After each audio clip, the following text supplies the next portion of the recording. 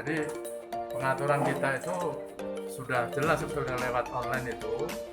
Aplikasi itu untuk tujuannya supaya dia datang dengan waktu yang sudah ditetapkan di aplikasi itu. Cuman kadang masyarakatnya yang pengennya cepat sehingga agak terjadi penumpukan.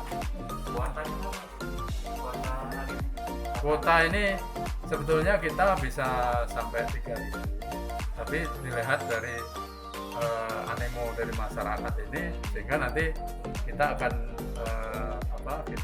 akan melakukan kegiatan berikutnya mungkin ya.